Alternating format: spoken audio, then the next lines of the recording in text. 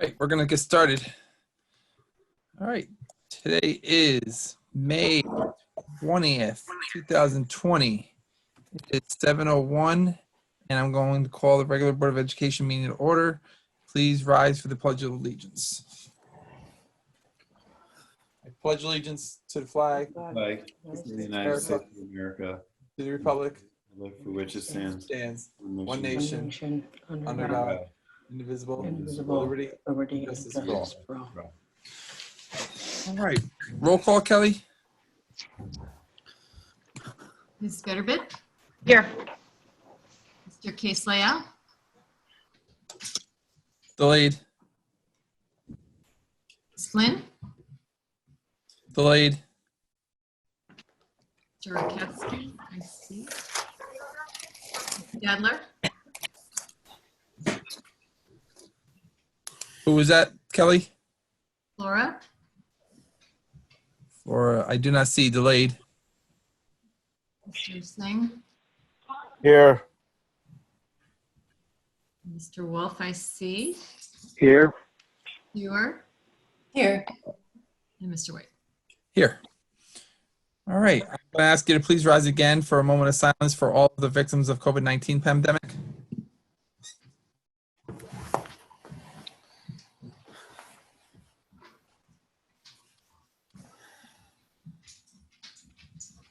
Thank you.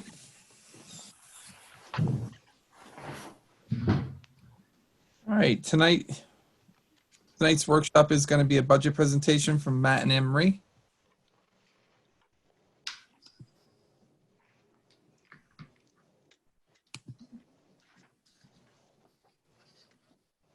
Good evening, everyone. Thanks for being here tonight. So some of these slides are familiar because they're from, some of them are from our last meeting. We wanted to just review some of the work that we have done from the last meeting and then just also talk about some final budget recommendations. So Mike, you can go to the next slide. Thank you. So at the last meeting, I started to talk about the road ahead. Excuse me, for the district, and so we're focusing on recovery, reopening, and also looking at if we have to do distance learning in the future, looking to ways to find it more engaging for our students, and also trying to strategically plan for some difficult fiscal years ahead. So speaking of the recovery, reopening, we had our first internal administrators meeting for this. So we had all principals and department heads just earlier this week. And essentially we've reviewed all school reopening documents that are available right now.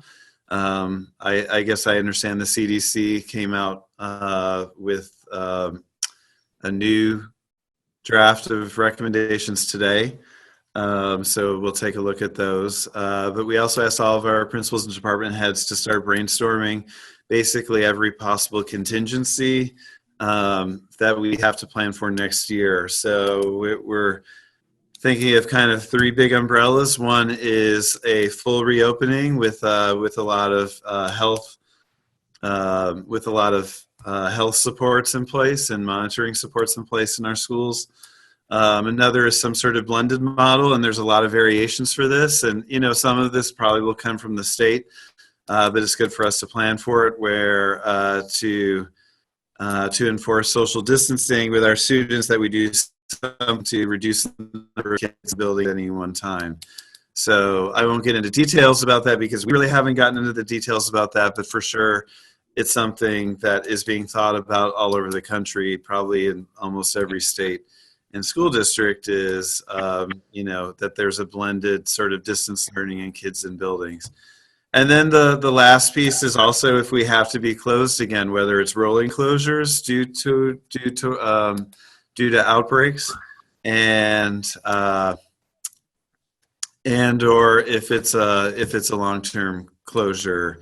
Again, not that we want that, but we want to be prepared for every contingency. So we see our job is doing everything possible to have things in place to reopen, because we don't want, you know, us to be the reason that we don't. But we also see our job to try to prepare for every single contingency that we can imagine. And so even though the saying right now, and I think it's very true, is it's a lot easier to close than to reopen. And like I said, that's a very true statement. We had a nice model in place for the school closing in that we saw the possibility of it coming several weeks ahead. We started planning as an administrative group for all the contingencies. We were able to put our food program in place. The first day of the closure, we were able to get Chromebooks in the hands of all of our students. I think by day 2 of the closure, we were able to implement distance learning. Really that first day of the closure as well, because teachers had a little bit of time to prepare. So I'm really proud of the district's efforts in those areas, and we've done it at a large scale. And so we're trying to take the same mindset to this recovery reopening by preparing for all contingencies as best as possible. I happened to see an article in Ed Week, which is the quote-unquote paper of record for American education. I saw it today, and they're estimating that national costs for reopening schools, that this goes beyond what schools spend just in a normal year. They're estimating the cost of reopening to be $41 billion. And so we're not sure what it's going to cost us to reopen, and we're trying to, sort of think about that with the budget. But I'm putting that out there for the board just to be thinking about as well. This is a really, I'll say, interesting budget year this year, and that we're not really sure what we're getting from the state. That the state and the nation is going through a severe economic downturn, and we're also trying to reopen school in a way that we've never opened before. So it could be us needing to order new furniture for our students to at least make sure we have some of the basics like hand sanitizer machines throughout every building, outside of classrooms for sure, our entryways, thermometers, if we have to do temperature checks of all of our employees and students, masks for people who don't have them. And this is just the start of our brainstorming, and I'm sure it's going to get deeper. So that's something that is certainly a challenge for us in terms of thinking about the budget next year. We're really not sure right now what it's going to cost, but it's something that we have to really think about. So Mike, you can go to the next slide. So again, this is a slide from the last meeting, but I just put it up there again just because we started this work. So we've done a few things. We started the Recovery Reopening Committee. The Dutchess superintendents now meet on a weekly or even a couple of times a week basis. A lot of our focus hasn't been in closing the school year or wrapping the school year up, but we have been meeting with Mark Molinaro and Dutchess County staff to try to create some countywide health guidelines. We did the distance learning survey for our students, our families / parents, and our teachers. We've had a great response. We've had over 1,000 people respond to the survey, so we're really pleased with what we have seen so far. I'm really proud of our students because they are probably our highest group of respondents. And we have close to 500 students that have responded to the survey, so we're really happy about that. And so this is all part of our planning. We'll probably be doing more surveys in the future to get a sense of what the community is thinking about next year. But I think it's important to bring these things up as we talk about the budget because, I said to the Recovery Reopening Committee the other day, again, not to sound dramatic, but I said we're embarking on probably one of the greatest challenges of our collective careers in trying to figure out a way to reopen and to do it safely. And so it's going to take the work of the community. It's going to take the support of the community. We will try to be as thorough and transparent and action oriented as we possibly can be, but it's also something that as we talk about the budget tonight, that is another variable in our thinking for the budget. So Mike, you can go to the next slide.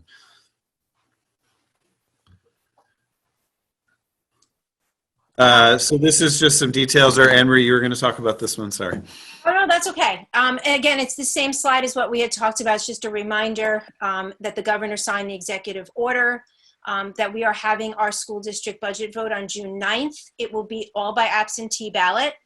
which is something extremely different than what we're used to.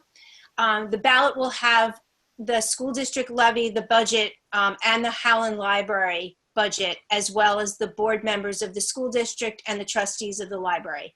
So we are in the final stages of creating the absentee ballot, and we will be getting that out Tuesday or Wednesday of next week. The taxpayers will be receiving a postcard within the next couple of days, and it's just a reminder. It tells them when the date of the election is, when the budget hearing is, and then a definition of the qualified voter, and those were all requirements of the executive order signed by the governor. Can you do the next slide, Mike? And again, we talked about this slide last time as well. So tomorrow, May 21st, would have been the last day the board could adopt the budget, and the property tax report card needs to be filed with the state by the end of the day on Friday.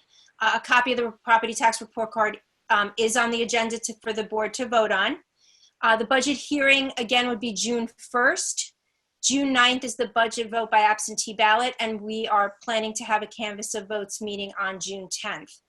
The one thing that I took off of this slide was it had a revote with a question mark, because normally we are allowed to have a revote if for some reason our budget were to be defeated. But unfortunately, there looks like there is absolutely no chance to revote. We've been checking with our attorney, who's been checking with NYSBA. So we're going with the vote goes out, and then if for some reason it is defeated, we would have to go to contingency, which we'll talk about a little bit more in a little while. Mike, can you go down to the next slide? So again, this is the revenue side of the budget, but it just represents the budget that we are putting forward. The levy amount is at the tax cap. The $1.3 million is the increase from last year's levy to this year's levy. And it's 3.23%, which is what our tax cap calculation is. And again, I'll just remind you again that we had recommended at a prior board meeting that we were not going to go out for a proposition for buses this year. So that's why this looks a little bit different. And the money that we would allocate to pay for a band, we decided to put back into the budget and be able to keep as much program as possible. Mike, can you go down to the next slide? This is, again, just a reminder how this is all playing out with our pandemic adjustment that we receive from New York State. And it's the same amount as what we're getting from the Fed's CARE Act, which is the first stimulus package that's going right to the school districts. The one thing that is totally confusing, because we were anticipating hearing from the governor's office on Friday, May 15th, what the first reduction was going to be for state aid. And so, which is why everyone is getting their budgets adopted across the state this week. But we did not hear that. The governor and the Division of Budget chairperson both talked about federal stimulus. And they talked about that they were encouraged that we were going to get federal stimulus. As you know, it's not a done deal. It's in the Senate at the moment. But they did not really give us any more information. So we were still at the same level that we were a couple weeks ago, which is why we're recommending the budget in the same format that we had talked about before. Can you go down to the next slide? So this is just a review of the past several budget years in terms of things we've been able to add to make the student experience more positive, more engaging, and produce higher levels of achievement. So the biggest initiative was our elementary class size reduction. I mentioned at the last meeting that we brought that down to 18.5 average across our elementary classes of all 4 schools. And this last year, our 4 schools were probably the closest to being equal than I've ever seen in terms of the average. We had a 4th grade instrumental music, an additional social worker at the high school, and adding to the 2 we already have, 0.5 art teaching position. We went 1-to-1 Chromebook for all students. I always used to say, just the secondary kids take them home, and the elementary kids, they stay at school. But obviously that changed on March 16th, and so all of our students, we have some kindergarten classes not using the Chromebooks, but all of our students have access to them and have been using them to do distance learning. And then we also last year put a 3-year professional development plan out in front of the community and the board that we were really excited about because of these changes. We're obviously, that's something that we're scaling back for sure. But these were all things to celebrate. They all directly impact either our staff or our students or both. And I think really helped improve learning conditions here in Beacon. You can go to the next slide, Mike.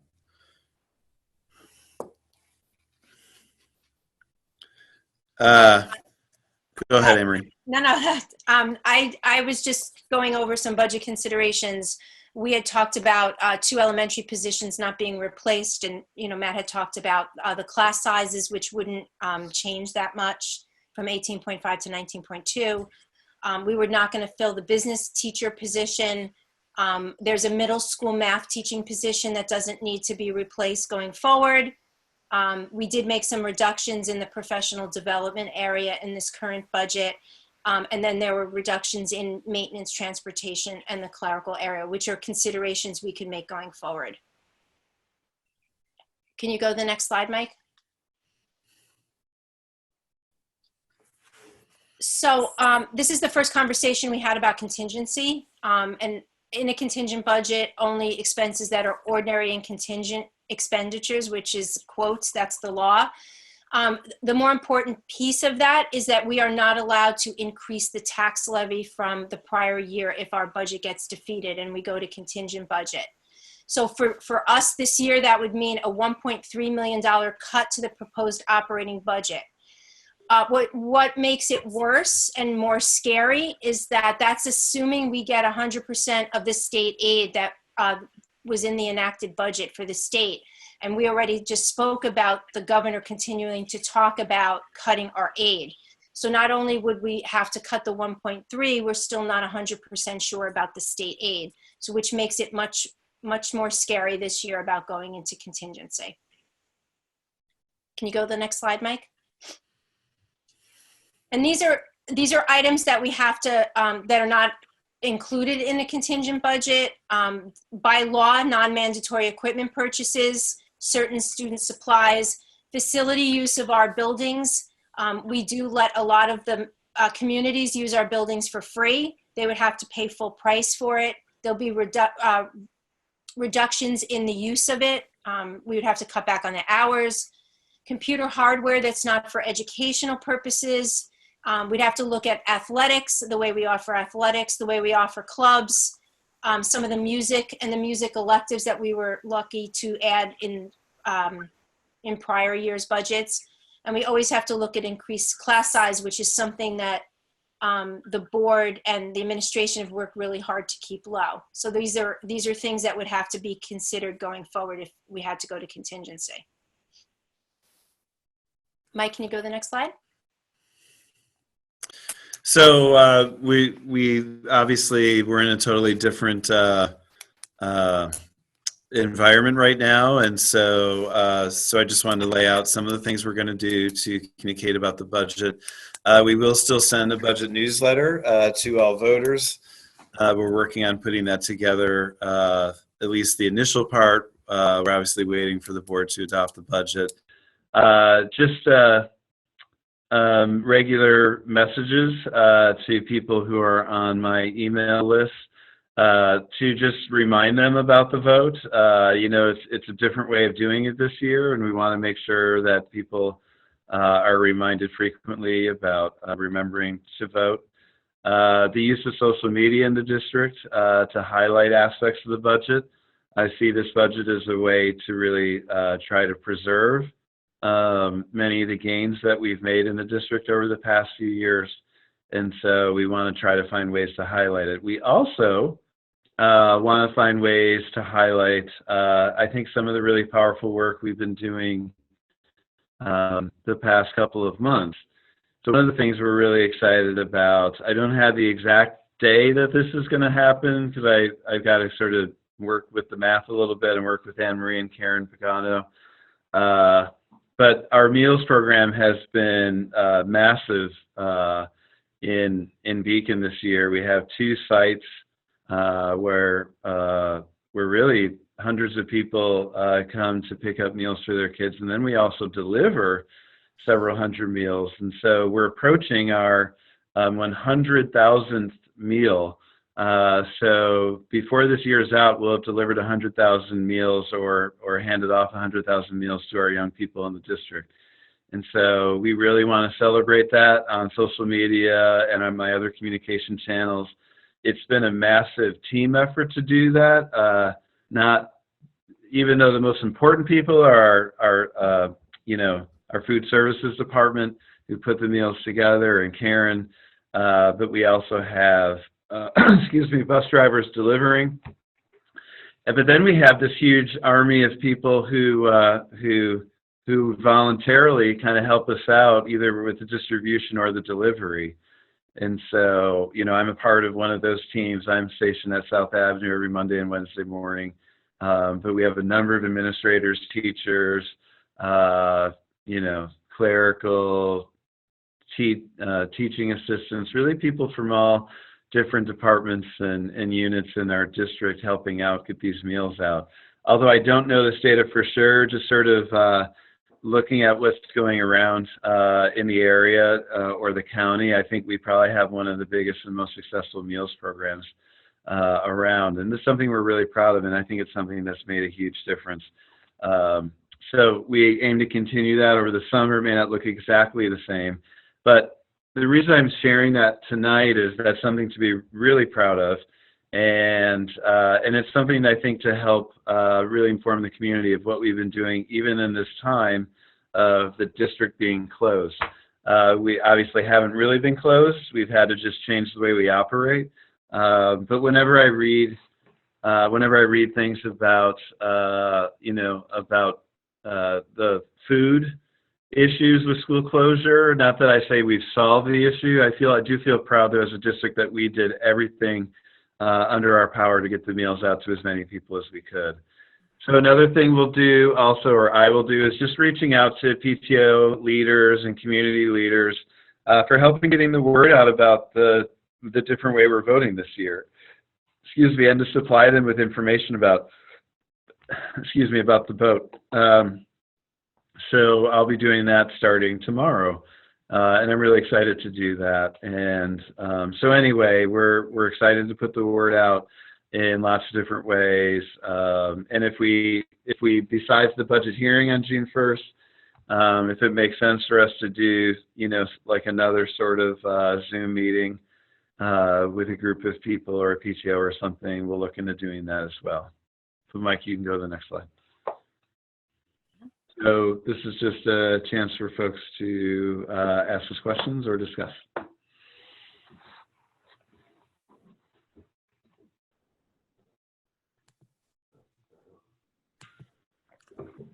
Any board members have questions? Yeah, I'm just trying to get off mute.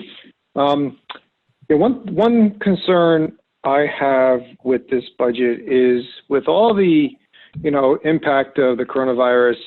People have, lost their jobs or reduced work hours, really might be struggling with, making ends meet. There's some uncertainty. And my concern is raising this budget 3.17%. It's concerning for me if there's not something we can do to curb that and do our part to help the taxpayer in our town. The future is uncertain, so that's one concern that I have with this budget. And my perspective is I think that we're being fiscally responsible, knowing that we're providing for our students the best possible way, knowing that the state aid is so up in the air. It's going to be hard to, make sure that we have the funds to do to educate the kids necessary to meet our strategic plan goals as well as our mission and vision. And, I know Beacon has one of the lowest, taxes in Dutchess County for the people that we live in. And we can always just try to do the best that we possibly can, I think. And that's just my opinion. This is Craig.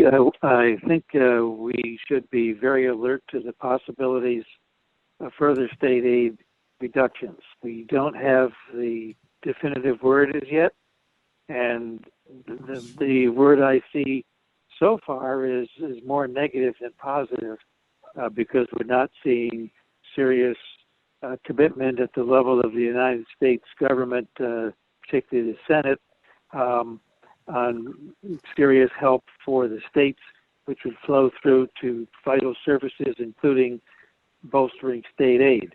So I am very concerned about the potential for further reductions in what would appear to be our budget revenue side, even as it stands now.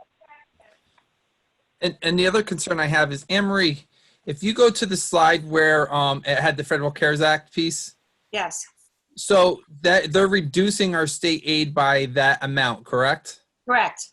But then they're giving the federal aid to compensate for the reduction in state aid. Correct. So wasn't this something similar that was done in 2008, 2009 when, and it's basically readjusting the baseline aid for the district because federal aid doesn't roll over from year to year, where that will be a one-time aid from the Federal CARES Act. And state aid, they might be readjusting the baseline for state aid and it could be lowered by that amount in future years? Yes, it took a long time for the aid to come back after the 2008 because that money never really came back, mainly came through foundation aid, but it took a hit and then that became the baseline going forward. So But they did compensate it the next year with federal funds, right? So it was there, but then the years after it wasn't there because the federal funds aren't multiple years. It's really just that 1 year, correct? Right, correct. Yes. So basically then so I'm just going to use a simple analogy. If we had a $10 million state aid and then they reduced it by 500,000, so then we received $9.5 million from the state. The federal government that year gave us $500,000, so we still had the 10 million. But the year after that, our new baseline aid was basically $9.5 million, and then that's where the foundation aid came up, and then we never even received all the foundation aid. Correct? Correct. Yes. I agree with you, Anthony. I think that the state has indicated that that we will receive further cuts, and so we have to be responsible to our students as well. I really feel for people that are struggling to pay their taxes, and I think that's really, I acknowledge that that is a problem, but at the same time, you know, we have to be responsible to our students, and they are going to need a lot. And Matt, talking about this $41 billion to reopen, I mean, there are so many costs about this that we don't even understand yet. So it seems irresponsible to not go to the levy as much as we can, unfortunately. I mean, I wish there were another option, but. Well, I also think there's something that, while I recognize the very real economic impact that's going on here right now, Beacon is sort of poised to take this interesting shift because a lot of the stories I'm seeing are about people selling their properties in the city and moving out and buying homes, and this is one of the main places they're looking at because they don't want to ride out a pandemic again in or any sort of ongoing situation in a New York City apartment. And so there's definitely housing that's moving here and families that are moving here that won't have a problem paying these, some of these taxes, and if anything might either create an increased burden or have sort of very high expectations of the district that they're moving into. And I think that we can't always be assuming that that this situation is static. This is going to shift not only do most models say that there's going to be a rebound, but beacons can sort of shift pretty drastically, and I think there will be people who can pay those taxes fairly easily. I'm very sensitive to those who are struggling and very aware. I just think that sometimes the first expectation is that schools and kids should fall on their sword, and there's lots of other places to cut in education before you get to how a district that responsibly functions stays within the cap. I'd love to second that as well. I have two comments on that. One, I just thought of, just because of the great point Kristen just made, anecdotally, the house next door to me has been on the market since December.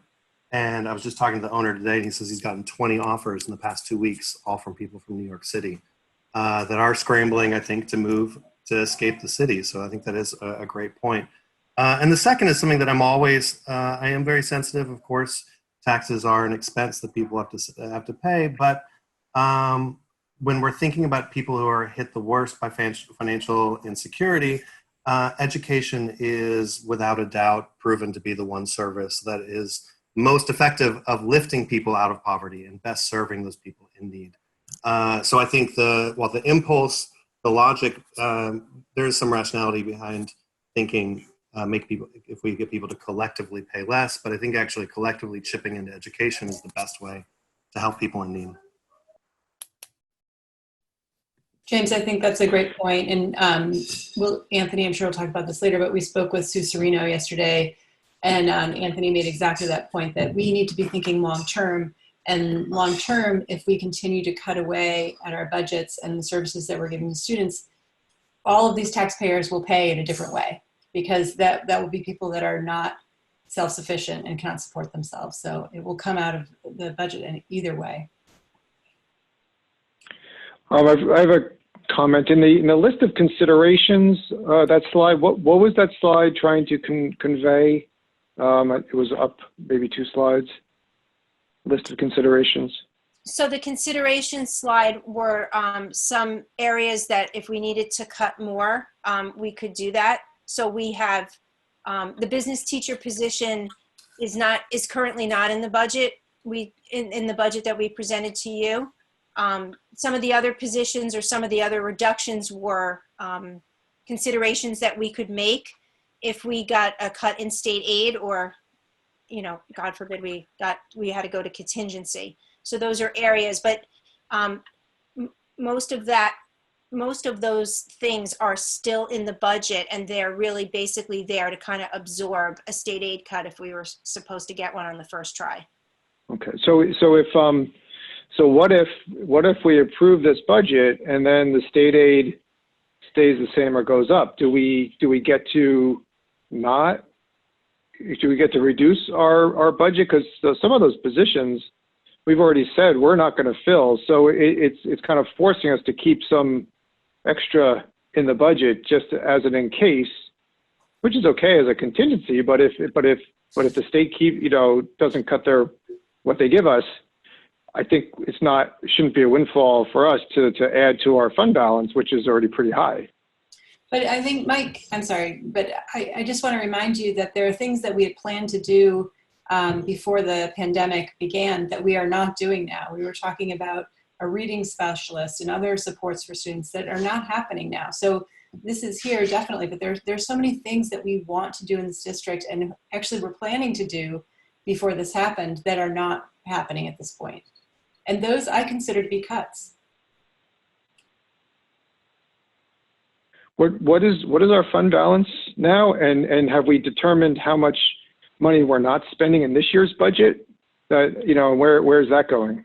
So the areas mainly, we will save a little bit in utilities, and we're mainly saving in fuel for the buses because we have not been running the buses for the last 3 months.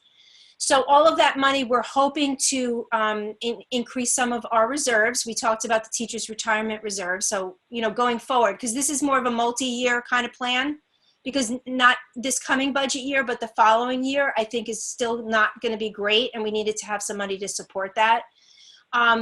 The unemployment reserve, we need to increase that because we don't know what's going to go on going forward because we're a direct pay of unemployment claims. So basically we're trying to plan for the worst. So if the worst doesn't come and we get exactly the right amount of state aid, yes, our fund balance would be higher, but we do appropriate $2.5 million every year to our tax levy. So at that point next year, it would either help further cuts in the 21-22 year, because I don't think the state is going to rebound that quickly. So even if we get the aid for this year, there's still multiple years. The other part is we're going to anticipate an increase in the pension system, employees' retirement and teachers' retirement, because they are directly tied to the stock market. So although you may not see the rate increase a lot next year, the year after and the year after that, you will get some big increases. So putting more money into the employees' retirement or teachers' retirement reserve will be helpful in the next 2 or 3 years going out. I also just want to make sure that we're clear about a certain point that you brought up, which is, and I think it's something we've discussed about our fund balance, because when you go through board training, you're told that I think it's 3%, no more than 3% is supposed to be in fund balance, but 4%, okay. But then I do know that we have asked this question of our auditors and of our financial planners, and they have both been pretty emphatic that what Anne-Marie has done is responsible by keeping a slightly higher fund balance, and that they know districts that have a much higher fund balance. It's definitely confusing because we have this very clear directive as board members, but then, you know, we don't necessarily have to make these decisions day by day, and it certainly seems like there's a different interpretation based on what, you know, our auditors and our financial planners have said they think is workable. I think that a lot of that financial training is related to overseeing the potential for malfeasance, and so that's why, you know, it's kind of makes you sort of push, as board members we're supposed to push towards not having a large fund balance, but I just want to clarify that our putting that kind of fact out there that our fund balance is high, it's high relative to what we're recommended to expect as board members, and I feel like that is framed around, that entire training is very much framed in reaction to a district that had a problem with mismanagement, but it's not in terms of practical application of how districts function, a hard and fast rule. And so we are well within an acceptable fund balance. Mike, I want to just add to it quickly. I did do a webinar with the controller's office, and so although they cannot tell us to add more than 4%, they told us the law.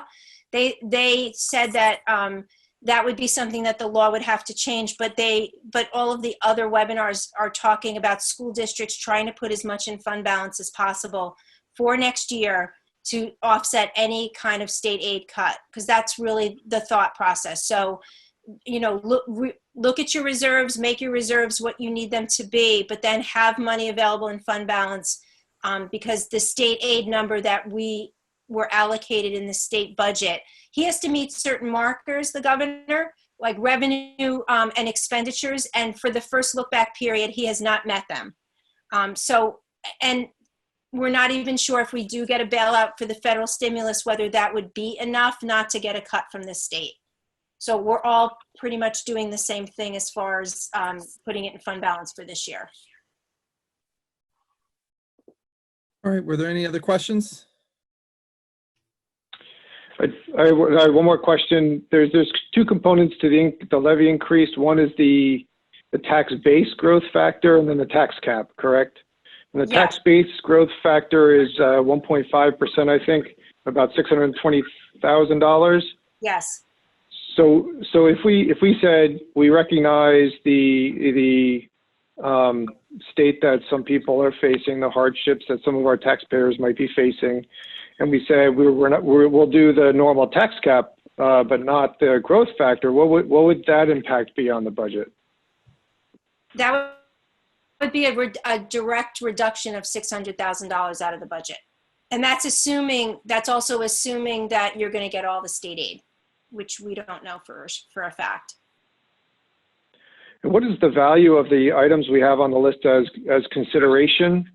You know, the things we're not going to fill in case the state aid goes down. What is the value of those items? Currently, the value is between $200,000 and $300,000. Okay, thank you.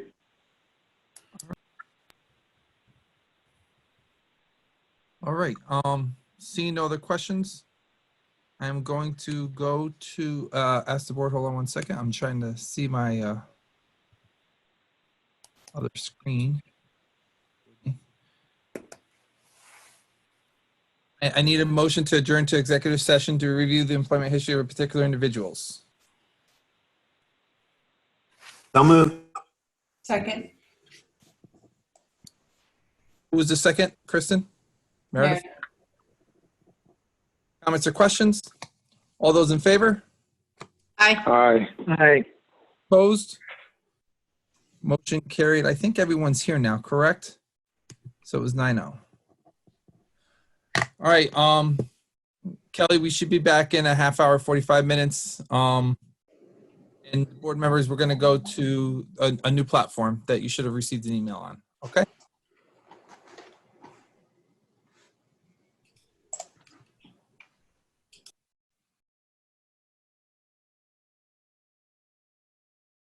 Do we have everybody back? One. Can you see or hear me, Anthony? It's I Mike. can hear you, Mike. I'm not seeing you. I'm not seeing you. Yeah. Oh, there it is. Oh, nope. There it is. Yeah, but you can't see me. Sure, I had everybody before I started. All right.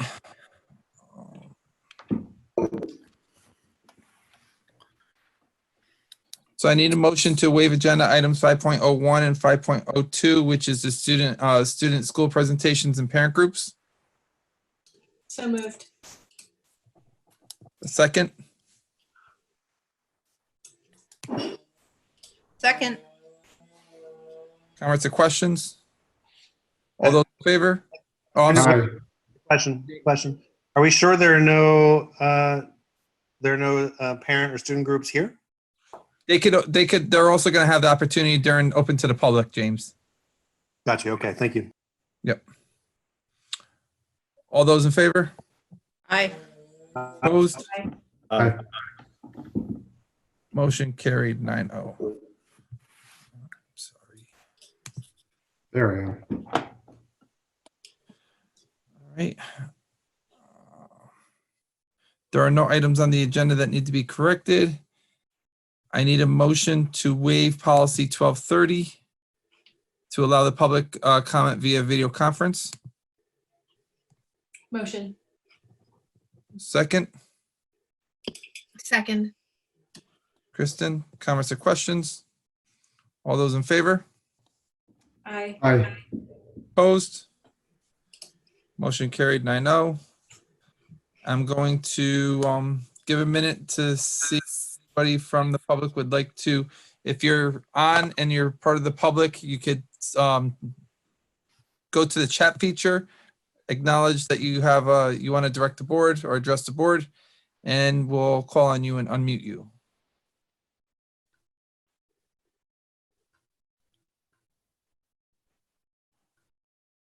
Lori must just be lurking again. That was a joke, Lori. All right. Since there are no public comments. Oh, do you have a comment? You're trying to figure out how to use Zoom. Do you have a comment? No. Okay. I'll get you next week. All righty. Superintendent's report, Dr. Landau. I shared during the presentation, I shared what we're focused on right now. And just to take 30 seconds to recap, we're really trying to focus on closing out the school year strong, putting the final plans in place for our seniors' graduation. We have one more regional meeting on graduations tomorrow, and then our hope is that Elisa Soto at the high school is able to unveil the plan to her families either tomorrow or Friday. And then the other thing we're had a major focus and we'll have for the next 4 months is our recovery and reopening. And so that's where all of our energies are going. And I'm really excited about the collaborative spirit and excited about trying to move forward. And then finally, just a thank you to all the folks who filled out the distance learning survey. I tried to make it as simple and easy to fill out as possible, but we've had, like I think I mentioned, 1,000 people fill it out. A lot of students filled it out. And so I'll do one last push this week to get some more people to fill it out, but it really helps us plan for the future as well. So thank you.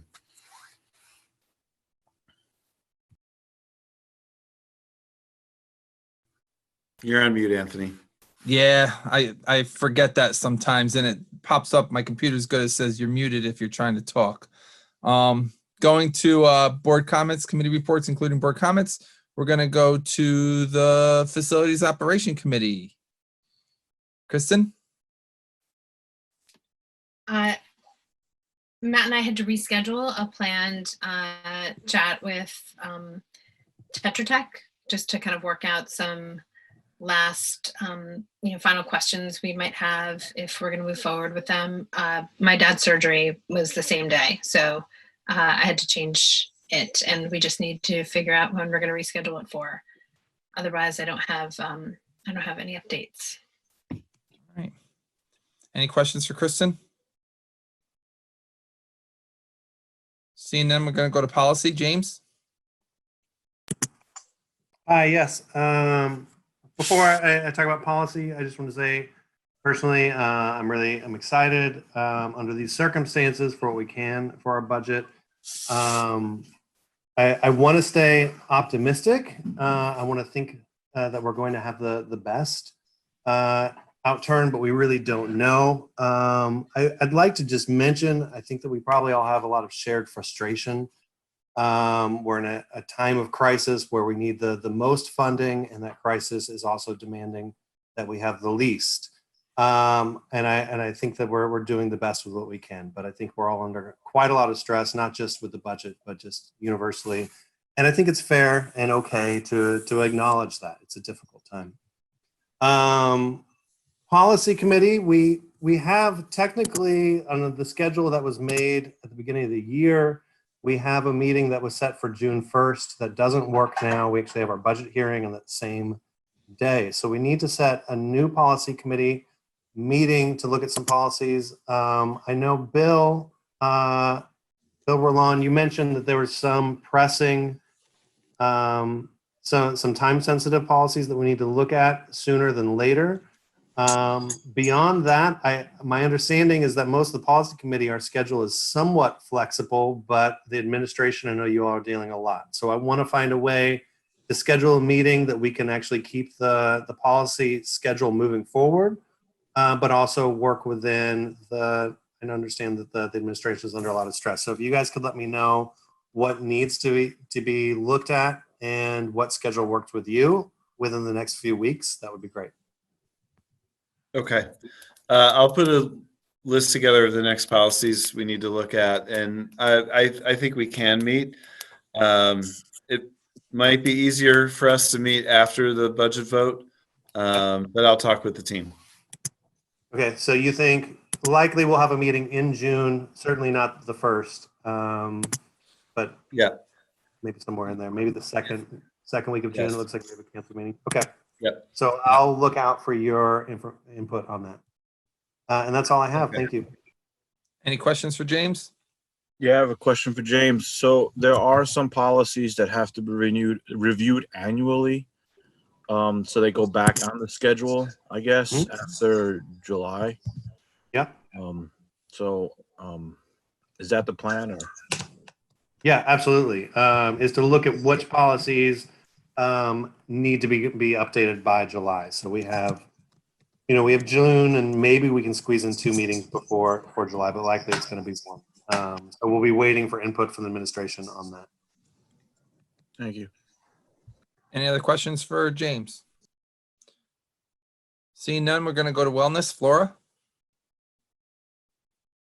Hi. Yeah, so I after Kristen's really great idea last time we met about putting together a survey to get a sense of how kids and parents are feeling about about the school closures and the situation and how it's impacting them emotionally. I reached out to somebody that I work with at Save the Children. Save the Children recently did a survey on this very issue. They surveyed kids and parents across the US, and I threw together a rough survey based on the questions they asked, and I'm working with this woman. She's helping me sort of fine tune it. And I figured, excuse me, that Matt, I would send it to you and you can take it or leave it, or and use what you think is useful. But they got a lot of good data out of the work that they did, and so I think it's a good jumping off point. Okay. Yeah, I would love to see it. And we have a window of a 2 or 3 weeks where we kind of have have people's attention to do it. So send it to me. And the distance learning survey I sent the kids was really simple, but I was really impressed with the number that filled it out. So I think we'd get a lot of responses or something. Yeah, I think people want to talk about it, so it's good. I think But it's yeah, also a good idea to do as a pulse. Like we would send it at the end of the year, middle of the summer, and then before school starts again, because it really helps you to track the data of, Flora, if you wanted to, whatever we used, I can dump it into a stat software, and that way we can track what's going on and see what the, what are the most salient issues that come up. But I think those 3 metrics and then something that we do ongoing will really help us get some good insight into what's going on with kids for you guys to use and weave into your instruction and planning. If that's something that you're interested in, Matt. Oh, for sure. For sure. yeah, that's all Well, I got. thank you. All right. And I Any can make questions? charts and really nice icons because that's part of my job. Part of my skill set is finding good icons. Any questions for Flora? All right. Next, we're going to go to diversity. Anthony? Good evening. Obviously, there hasn't been any committee meetings, so I've don't have much to report on that. But I am glad to hear that we are at about the 100,000 mark of lunches providing to our kids. Thank you to Matt and your entire team on that. Also, I just wanted to add a couple of, I guess, PSAs. May is Mental Health Awareness Month, and this week is actually also happens to be Emergency Medical Services Week. So I want to thank my colleagues on the home turf of the unseen enemy that's happening right now, and stay strong. Thank you. Any questions for Anthony? Seeing none, we're going to go to Mike. Sure. So first, I'm really happy with all the effort and the time and the focus that Matt and the team has done putting together the budget. They're clearly articulate in the components of the budget, the risks, the opportunities, things we could do, in different situations. It's really unfortunate that the state doesn't have much more certainty for the districts, because it's in effect, causing us to maybe keep a little extra contingency than we wouldn't normally do if there was some certainty there. So that's unfortunate, but it's certainly a realm that we have to deal in. So again, I appreciate all the the thoughtful putting that together and all the answers to the questions about it. One question when Flora was talking about surveys is, Matt, are we capturing any lessons learned, any what's going well, what's not going well from the teacher's point of view and also students' point of view about distance learning, so we can grab that and improve upon it or share it, certainly if we have to do this again. Yeah, we put a survey out last week. There's one just for students, one for parents, and one for teachers.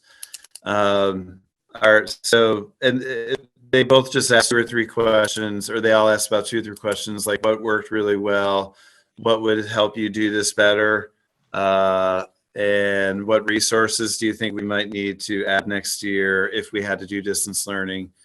And we've started to sift through the data. It's all obviously it's open-ended questions, but we're seeing a lot of trends already. But the teachers filled it out at a very high level, so I think almost about 75% of our teacher staff filled it out, which is great. Our students, a lot of students really filled it out from kindergarten all the way through 12th grade, and a lot of parents filled it out. So that is part of our learning, and so we have to kind of debrief that and put some teams together this summer to try to plan for like the potential of it again, because we certainly could find ways to do it better. But also from the survey, we have a lot to celebrate, but then also some room for growth, which is a great place to be. So I'm happy we put it out because a lot of people did it. And so we're going to sift through that with our administrative group. And like Kristen and Flora said, I think the next round of surveys are going to sort of try to get a gauge of the mental health side, and also perhaps like just trying to capture people's thoughts about next year too. So anyway, people want to share right now, and so our first surveys have gone really well. Very great. Thank you. All right. Going to Alyssa. I have a sense from social media this week that there are some parents who are feeling unsettled about graduation ceremony. So I thought if you have any update about what's happening for graduation, it might be good to say it here, because I may have told people on social media that you share this kind of information at the Board of Ed meeting. You're muted. I don't have the official update tonight. There's like a regional meeting about graduation tomorrow with all superintendents, and although I know some have shared their plans, a lot have not. I think we just want to make sure what we're thinking makes sense from a regional health perspective.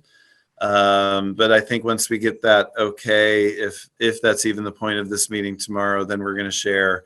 So we'll probably be sharing tomorrow or Friday, and it would be coming from both Elisa Soto, and then I'll be sharing some of it too.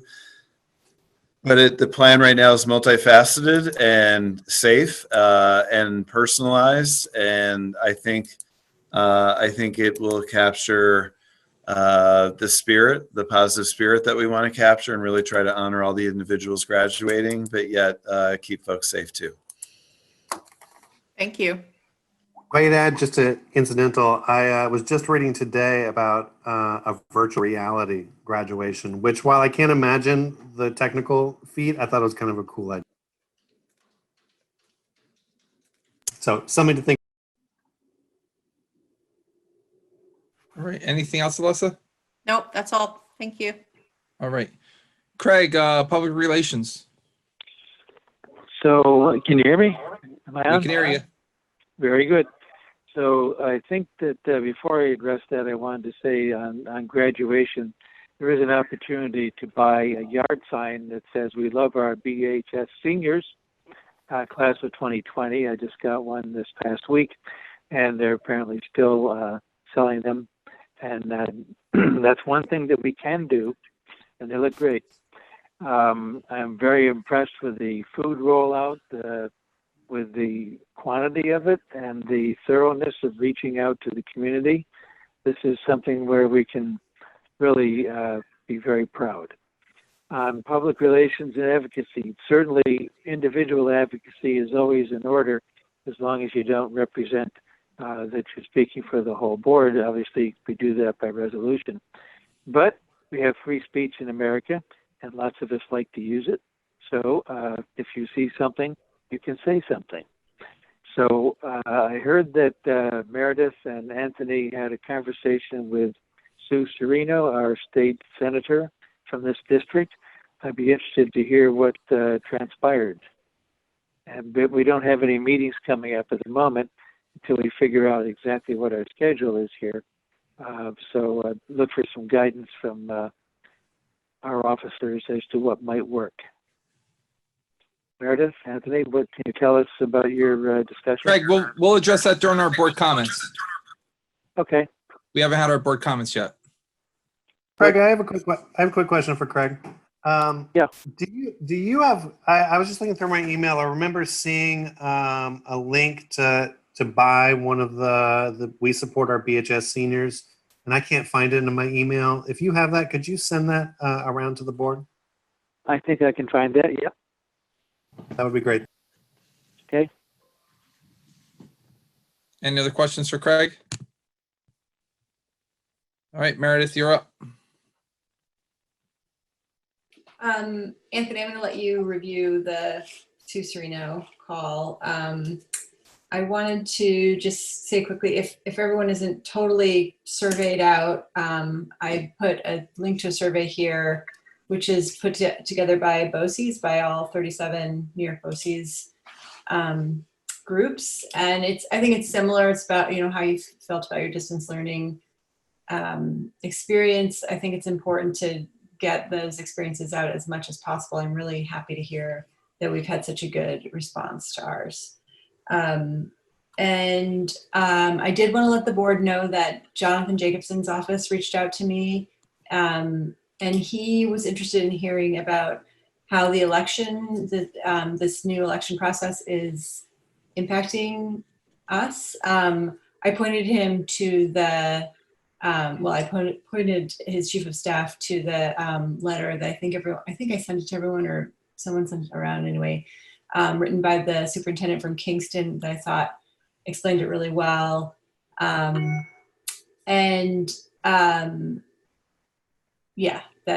we'll see if they have any more questions after that. But if you haven't read that, it's really good. I think it explains how this is a bit of a burden on every district, larger districts more than our own district. Not only is it expensive, but also it's just really hard to do, given that it's not just registered voters that can vote for this, but any eligible voter, and trying to figure out who the eligible voters are is a big process.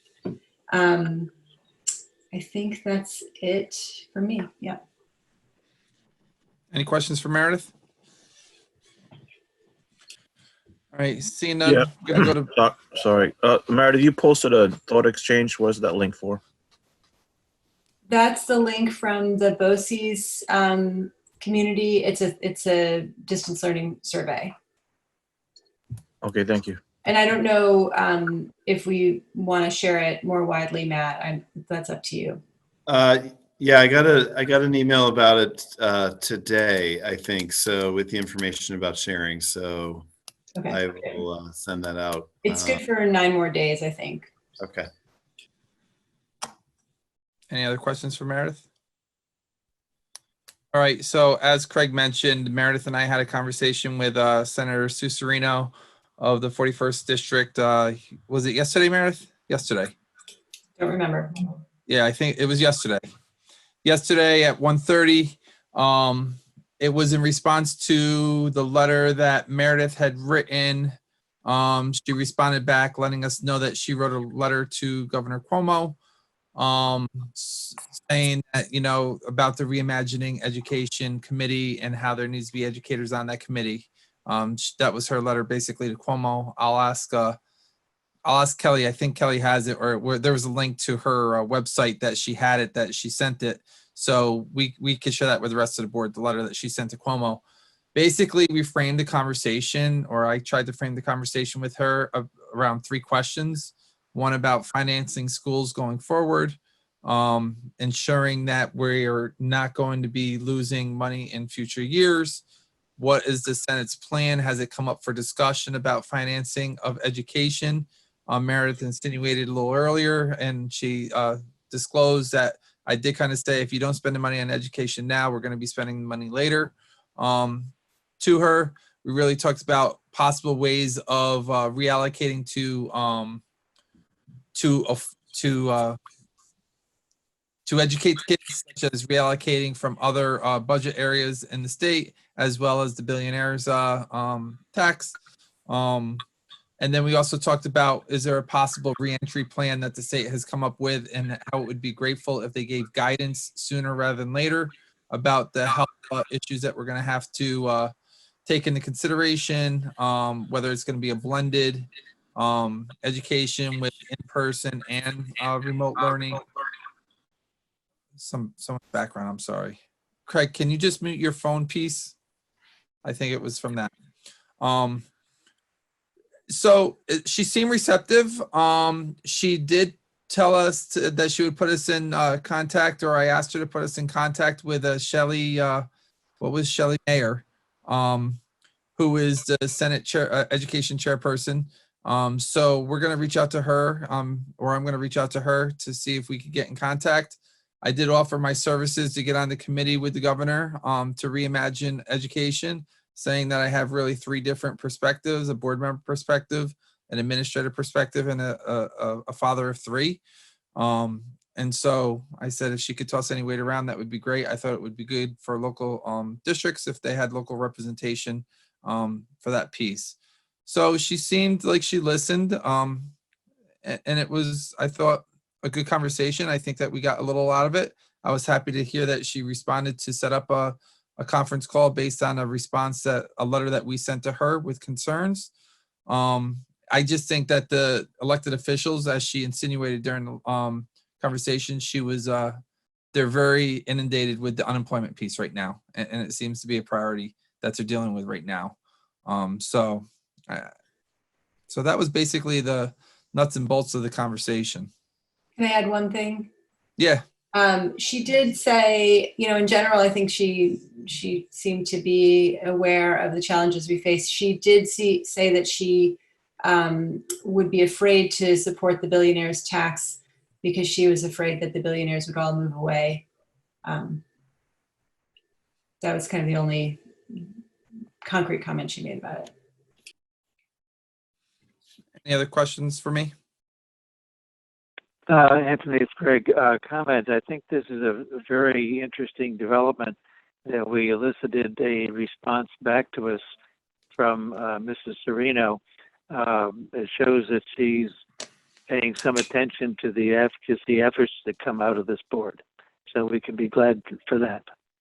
No, absolutely. I agree, Craig. All right.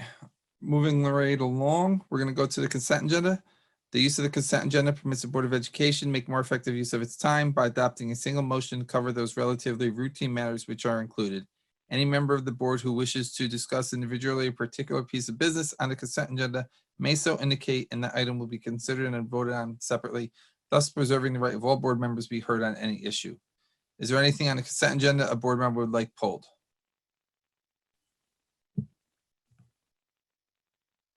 Hearing none, I need a motion to approve 8.01 through 8.11. So moved.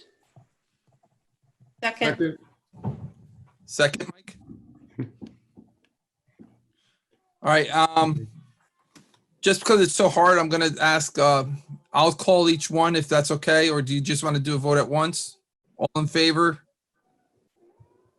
Aye. Thumbs up, ayes. Aye. Opposed? Anthony says yes. Motion carried 9-0. All right, I do need a motion to adjourn to executive session to review the employment history of a particular individual, and the board is not expected to take action after executive session. So moved. Second. All right, all those in favor? Aye. Aye. Opposed? Motion carried 9-0. All right, we'll go back to the platform that we had the first one. I just may need a 2-minute break before I get there, okay? All right, thank you.